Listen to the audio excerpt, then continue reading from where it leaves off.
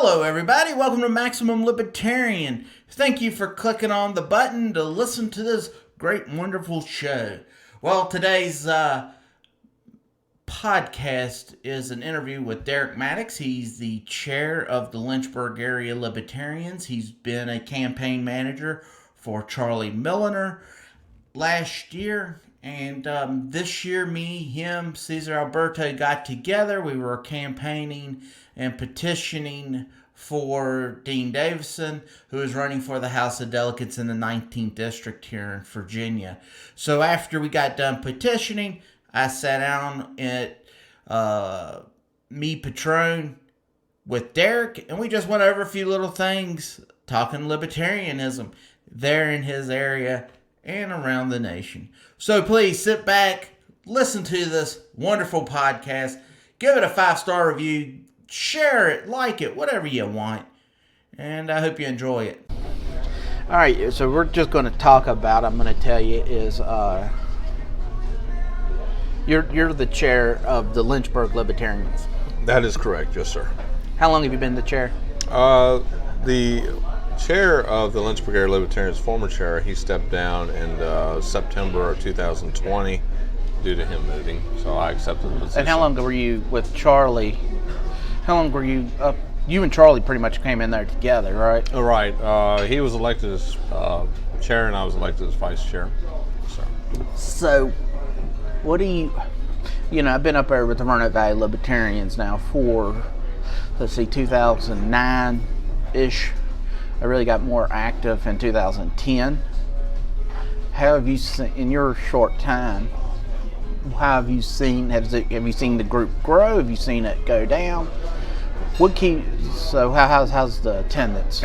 Well, I've seen some members come in and then a few members leave.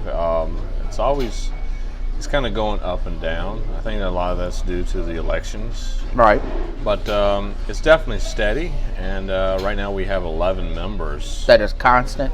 That, well, not necessarily constant attending the meetings, but yes, they are all voting members of the Lynchburg area Libertarians. Okay. So, I guess what I was going to, how do you stay motivated? We just collected signatures today for Dean Davison. Right. He's out there in the 19th District, wanting to run for House of Delegates.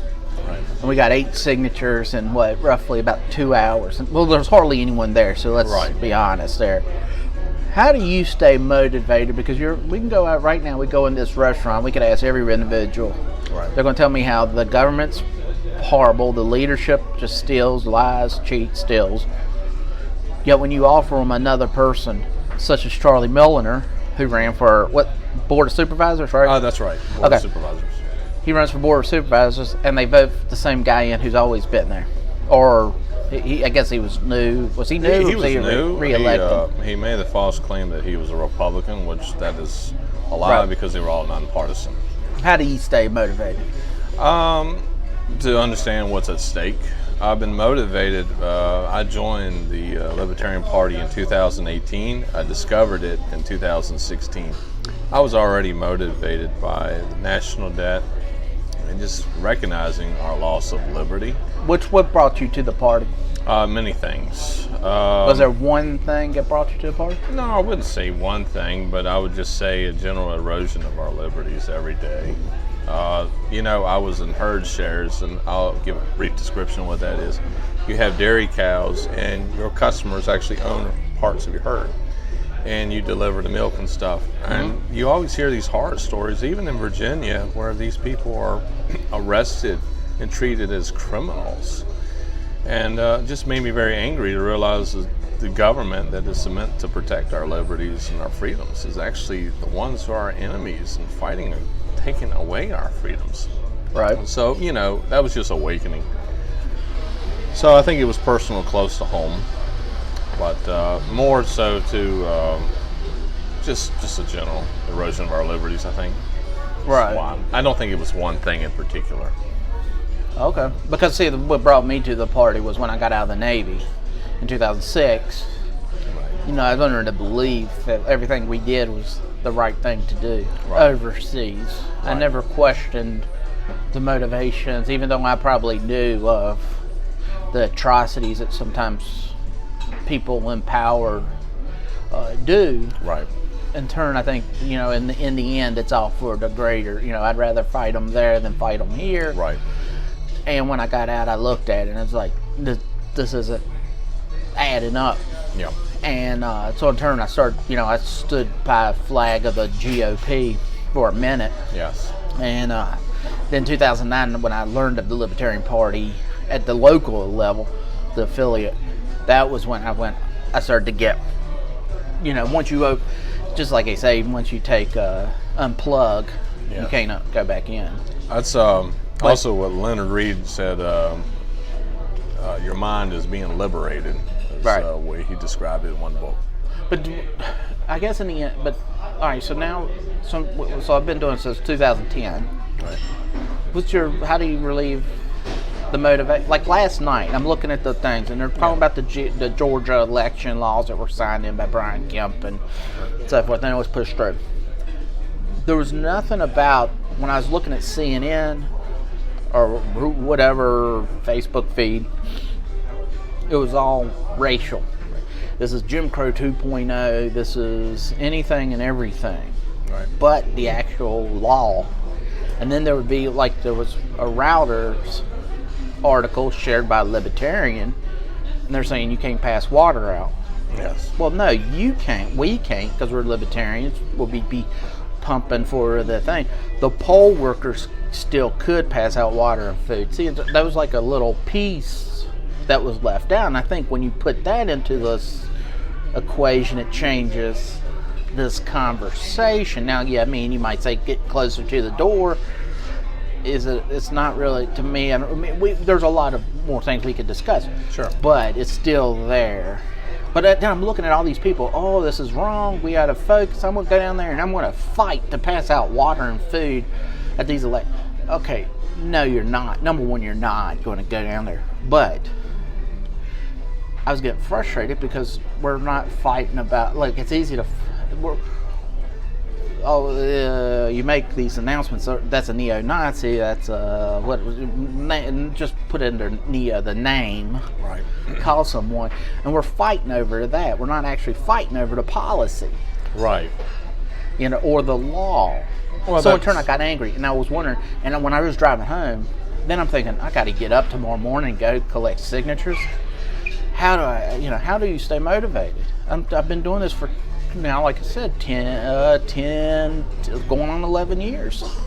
Well, one way I looked at it, when Charlie Milner ran and we got the elections results, he got about 14% of the vote. And I had someone say, send me a message, said that we're sorry that he didn't win. And I stopped him. I said, no, you don't understand.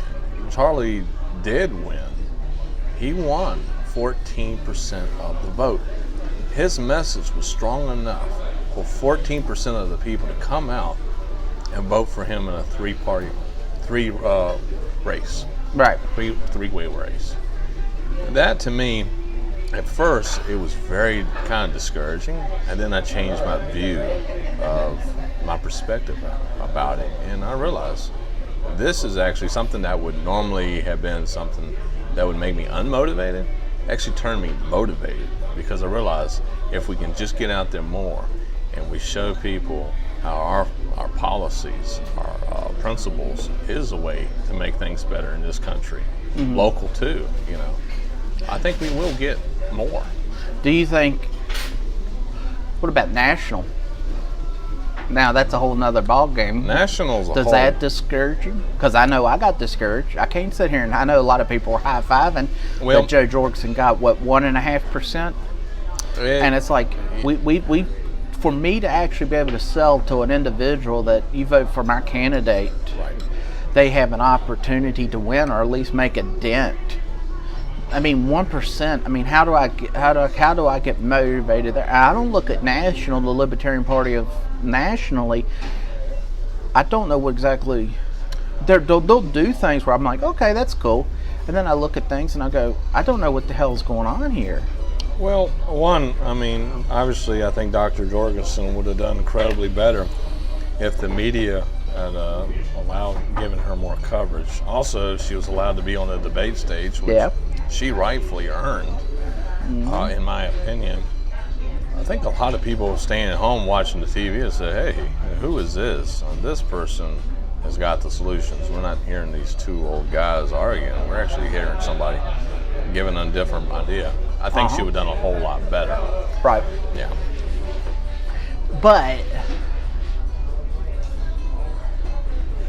you want me to tell you 2012 was my first presidential race with Libertarian, 2016, 2020. That was Gary Johnson and Bill Weld. Gary and I loved Gary Johnson and Jim Gray. The first Jim Gray, I'm sorry. Bill Weld was the second one. Yeah, Gary Johnson, Bill Weld, and then, right. of course, Joe. I can tell you the exact playbook that has happened from 2020 back, and I'll tell you the exact same playbook that's going to happen in 2024, 2028, 2032. Okay. I don't feel that the Libertarian Party nationally, or maybe, and we're part of the state. Right. I mean, it's not that we're not, so I mean, I'll throw, even myself, I have to look at my own self. What are we doing? But we've got to start looking at things to, we know we're going to be ignored in the media. We're not going to be welcomed in the debates. Right. How do we go around it? Now, I'm not asking for you to solutions, because obviously if we had solutions, we wouldn't be sitting here in them. but we'd be making millions of dollars. But we need to start going around the system. If I know the fight, how this fight's going to be, I'm not, and we keep, it's the insanity. It's that definition of insanity. We're expecting a different result, but we just keep doing the exact same thing. We don't make a list of any, like there was a, they put out that thing, Joe Rogan voted for Joe Jorgensen. Yes. Oh, congratulations. Maybe he should have told his listeners, 8 weeks prior to the election so they could have looked her up. Right. Maybe he could have put her on the show. I don't care about afterwards. And he's voted for Gary Johnson.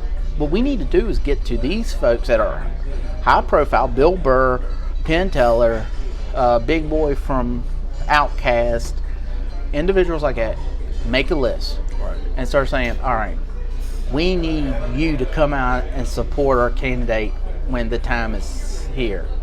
There was I can't remember the band's name. It was a metal band, but he was a Libertarian. I never even knew he was a Libertarian. I'm not real crazy about the band. It's like one of them really harder death metal bands. Yes, I remember hearing something about that. So in turn, why don't we need to have him on standby and say, here in a couple, we need him to be out there telling his fans. I'm not sitting here, because look, I know they lose their people or listeners and things of that nature. I get that. That's fine. I get it. Right. But at the same time, I need people like Drew Carey saying, sharing, liking posts, doing whatever.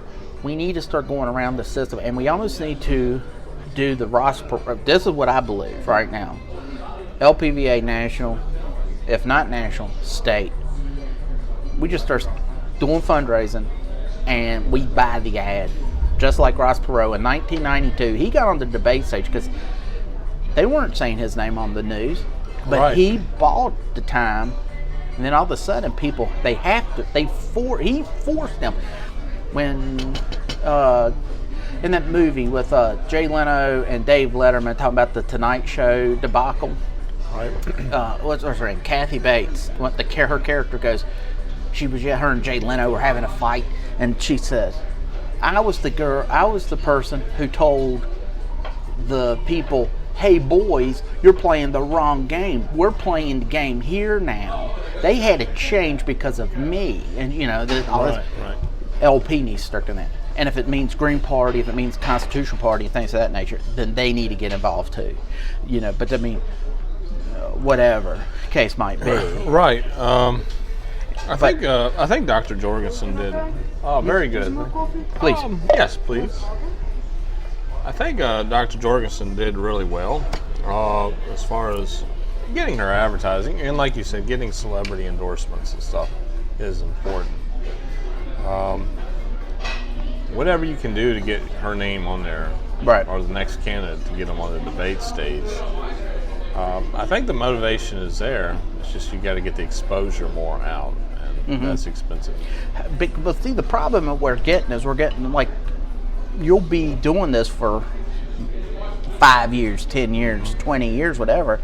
And then when you finally get someone to show up who's got piss and vinegar going through their system, you're like, oh, screw this. Now it's like they're wanting to go door knocking. You're like, ugh, I'm tired. I've been doing this. Yeah. And you're beat down. You need a win. We need wins, and we need more people. And and new faces always bring more motivation. And again, I'm going to go back to winning. What is your definition of winning? Is it are you going to be elected, or are you actually making changes in your community? I think making changes in the community is nice, Yes. and I think that is the right thing. If you look at, like, the Libertarians have been on the winning side when it comes to legalization of marijuana, for instance. All right, yeah. Marriage, government shouldn't be in marriage. We've been pushing for that, but the problem is what happens is these other parties will come along, and then they'll see that it's gaining traction.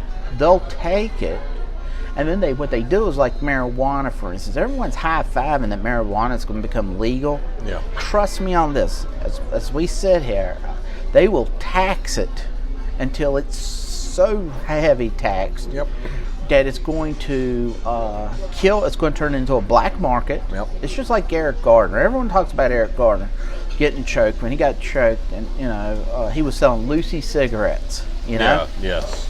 The thing is, now, there's multiple things. One, the businesses around called on him.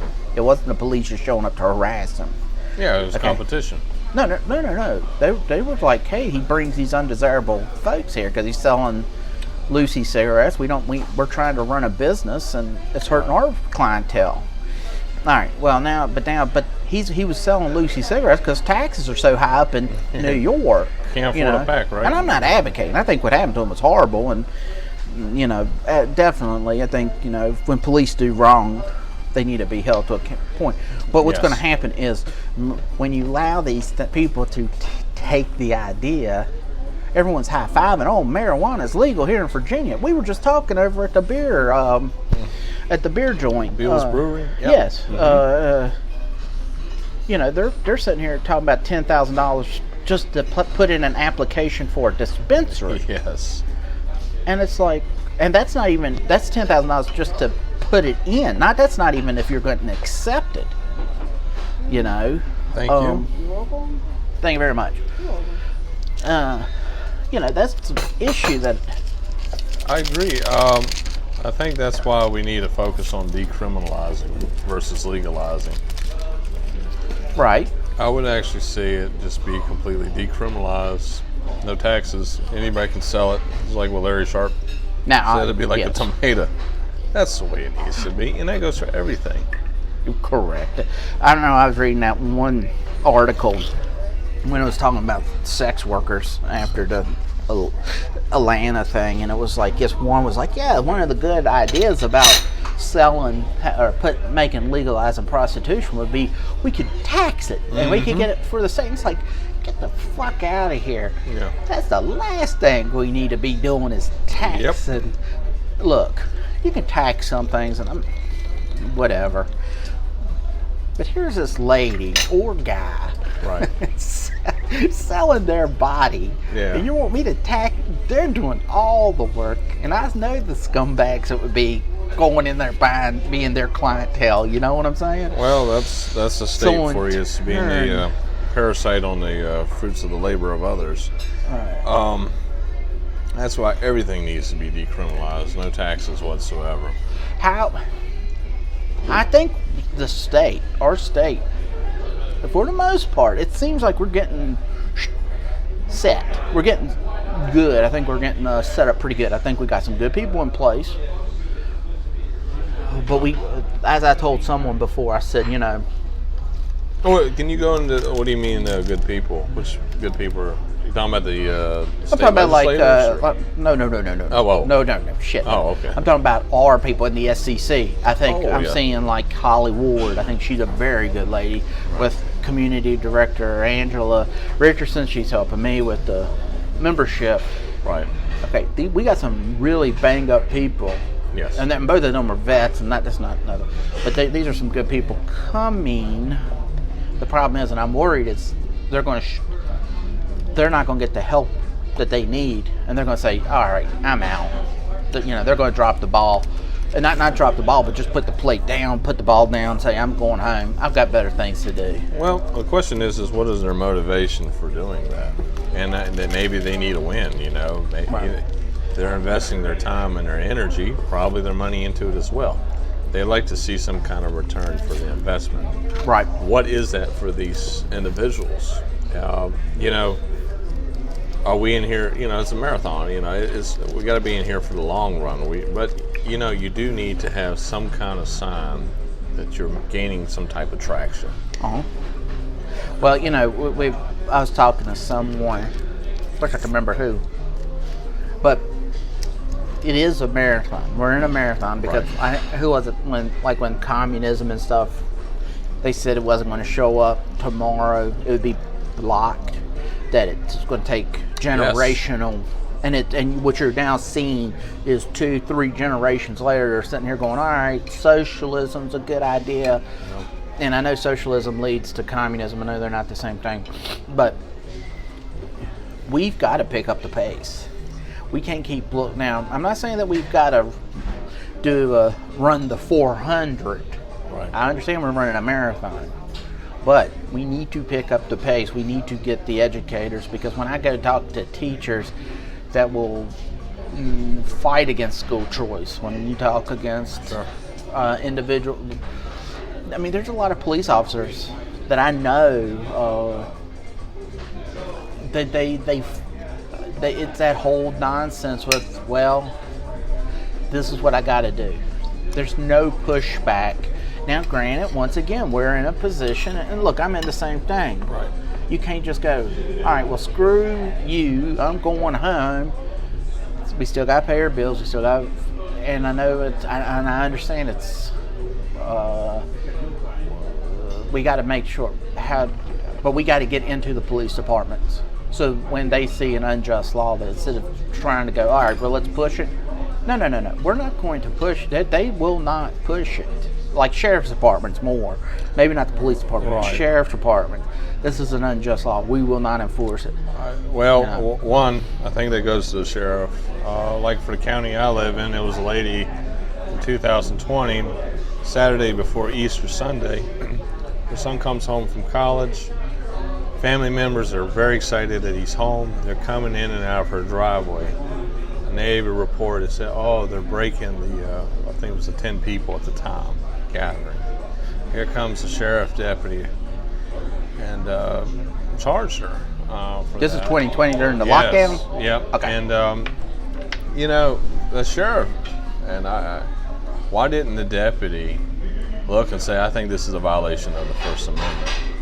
I think they had to shut down for non-essential businesses, and I think it came into effect at 10 o'clock. Can't remember the day. It was governor's order. It was like 10:05. Deputy drives by this business on 29, probably somewhere north of Danville a little bit. He sees the business is open. He goes in there, orders the business owner to shut down immediately. That was that man's bread and butter right there. Where was the heart for that deputy? Why didn't he say this isn't just?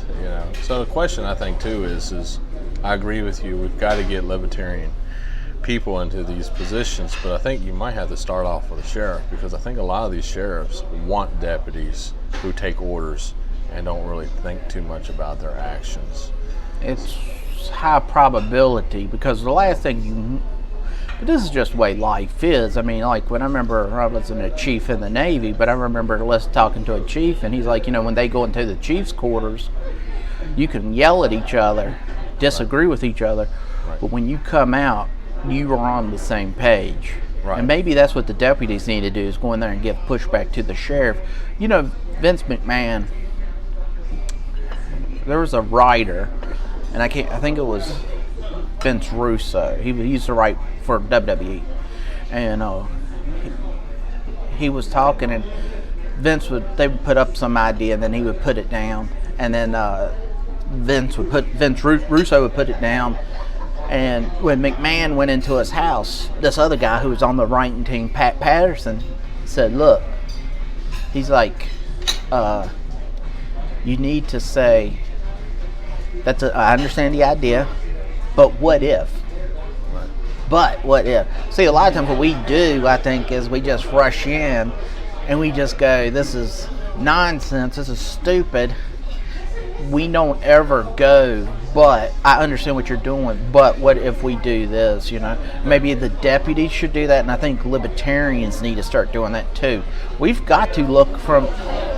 It's easier said that right now I would love to have that utopia, libertarian utopia, of us just going out here and doing what we want and saying what we want. Right. But it doesn't exist. Reality is, we got 330 million people in this country. That's not going to fly. Well, but what we can do is we can start slowly turning that thing, because everything they're wanting to do, if it's, let's give everyone reparations. We'll give everything. You're still being. We're here. Here's food stamps. Here's HUD. Here's Social Security. Everything, you're being dependent on the government. We need to get people's eyes turned to being individuals, and I think that's what I want to hear more from when I heard Hawkins up in Richmond. Is that where he's running? Nearby. I don't know if it's actually for the city of Richmond. Right. I really liked it, because the first stuff I heard, now how he's talking right now, I'm not certain, but when I first saw him, he was pushing individualism real hard. Right. And that's what I want to see from my people. That's just it's just so frustrating to me, and I don't know how to. And then in turn, you get unmotivated, and you have to try to get motivated, and then it's like you only can do it so many times. It's almost like Well, it's going to sound a little crazy too. Leonard Reed, he talked about some stuff. I think it was the Libertarian Leadership. Who's Leonard Reed? He was a libertarian author. He was a founder of FEE. Okay. Foundation for Economics Education. He said that it really doesn't necessarily take the majority of people to change the society. It actually just takes a smaller amount. And we're almost playing tug of war with society. If you pull the rope strong enough, right. Liberty, more people tend to lean in the middle towards liberty. Tyrannical, if they get more people pull that rope, it'll go that way. I really respect Leonard Reed. I think he was right on many things. So one thing is if we can educate people, that's how we can change people towards liberty, hopefully. And again, we might have to also take the route that the Pilgrims took and realize, hey, we can't change this. We're going to have to start our own. Right. It may actually get to the point where it might sound a little crazy, but if the American dollar actually completely collapsed, like the German mark or something. But it's not crazy. It is going to collapse. It's going to happen. I guess it's growing up as a kid in the 90s, America's great, you think, and then you coming up to this, it just sounds crazy now. But it might come to the point where we might actually have to go somewhere else, maybe another part of the country, something like the Free State Project. Right. That's a little too cold for me, but I think that's an excellent idea. I'd have no issue with the Free State Project if they were actually running for office, but from my understanding, a lot of them guys and gals will go up there, and then they don't even get into the system. They don't even vote. They just so you can't make changes. I mean, I know I think the elections, there have always been people trying to make adjustments so their team can win. I mean, There's always fraudulent stuff happening here and there. So in turn, I get it. If you don't like the system, I'm not going to vote. Well, then how are you going to make any? You've got to play the game that you've got now, what you got, and then once we get to a certain point, then you can do the whole Kathy Bates of, hey boys, the game's changed. We're playing over here now, not over there. Right. And that means we've got to get members into House of Delegates, into City Council. Right.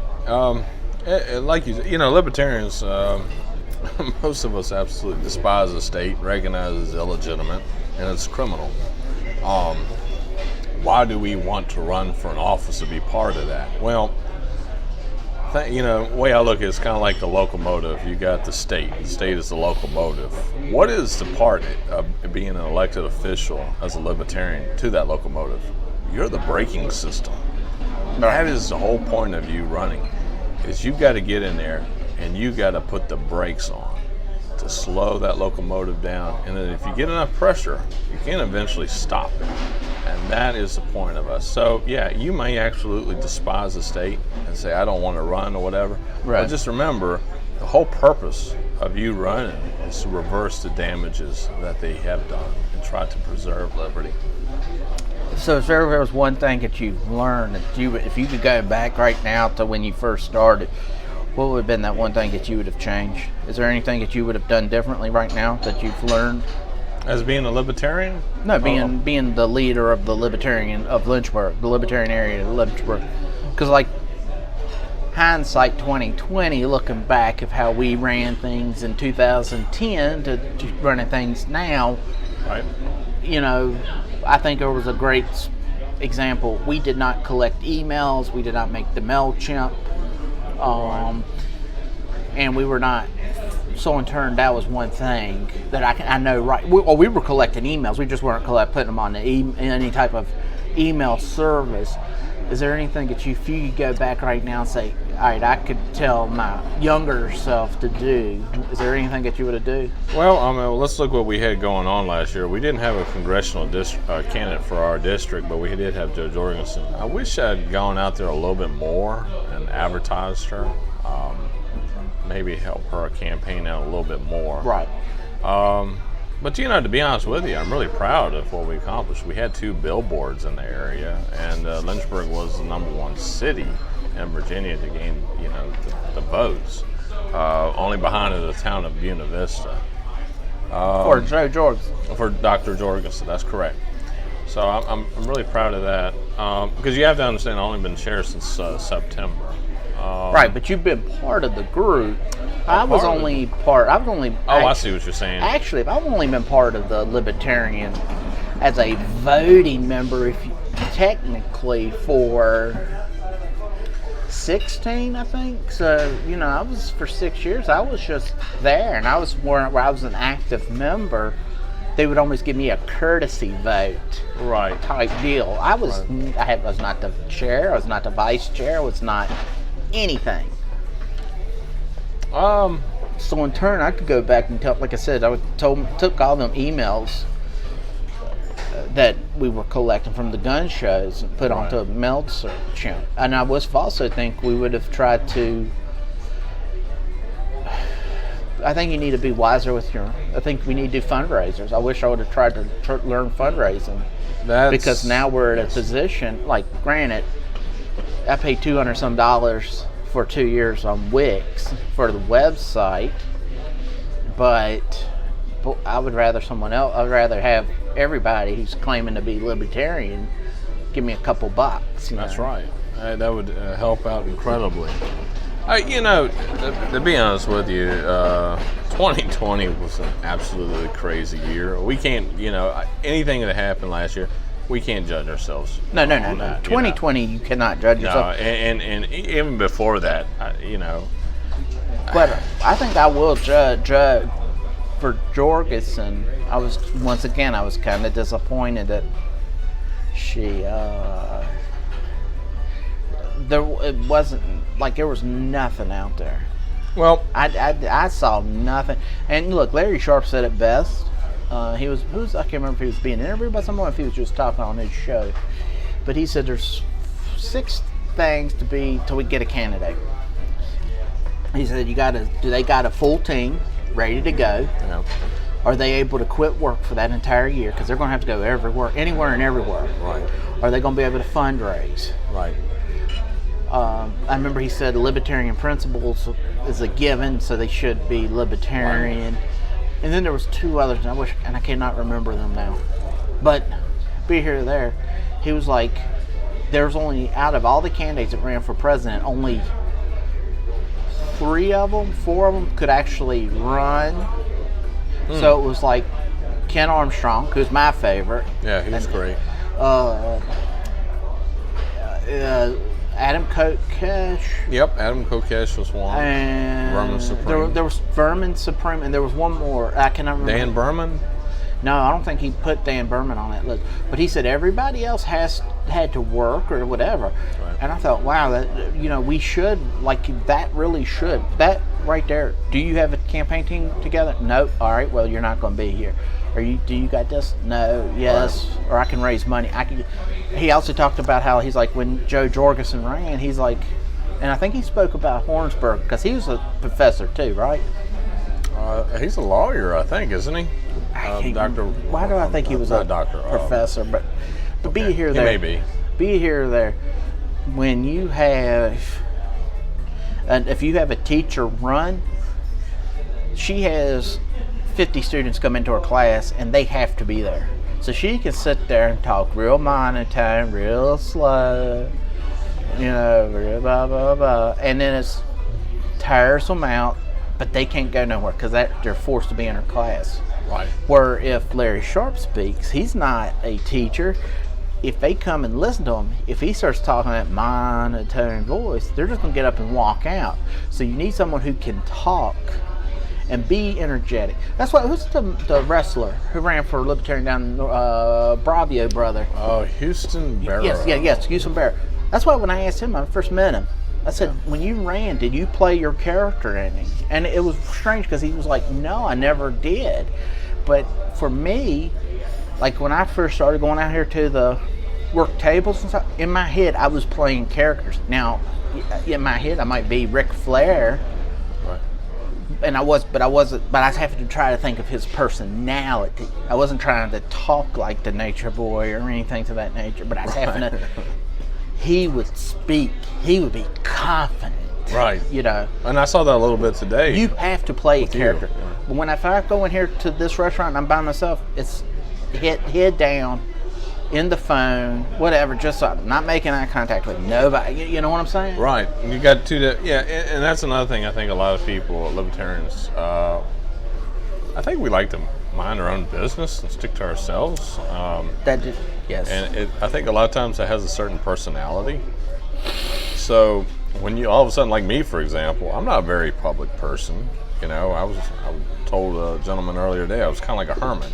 I wanted to live in my off-grid house and forget about the world and try to be. But then I realized, I was so uncomfortable of the direction this country is going in. I said, I have to take action, and I've got to get out there and start talking to the public. Right. Canvassing, petitioning and stuff. And I really had to come out of my bubble. That wasn't easy to do. But yeah, that's something I think. I see a lot of times when people go, and I go, look, I'm an extrovert. I'm an introvert. I'm definitely not an extrovert. Right. And people are like, they don't believe me. And it's like, look, I've got to force myself to be an extrovert, because if I don't, the last thing you want is some new kid to show up at a meeting and then we all just sit there and mumble our way through a meeting real quick. I have to act like I'm excited to be there, even if I'm not excited on that day, if I'm sick or tired or whatever, I've got to catch myself to do the same thing. Yeah. And that's why I was wondering, because I figured that would have helped him out down there in North Carolina some. I would have, if it would have been me, I would have told him, you play that character. He grabs the opponent, slams him on the table. Well, I guess he couldn't do that. It'd be a violation of NAP, but I would pay to see that, though. But, yes. There's a lot. Well, I wouldn't have done his opponent. There's a lot of other people. If he's going to start attacking, I think I could probably give him a bigger list and a better list. But, yeah, man, we're at 40-minute mark, so I think we'll call it for now. Okay. Thanks for coming on here. Thank you for having me. Speaking, and we'll be talking to you, I know, shortly here soon with other candidates around the country or around the state. Well, thanks for listening, and once again, thank you to Derek Maddox for sitting down with me and talking libertarian issues. So, once again, fellas, guys and gals, I shouldn't just say fellas, please go down, look in the description, follow us on YouTube, follow us on Twitter. We are MaxLib. If you go to YouTube, click the subscribe button, hit the notification bell. We put up daily videos there. We have our weekly podcast right here on Podbean and other great places to you get your podcast. So until next time, my friends, don't just live free, stay free.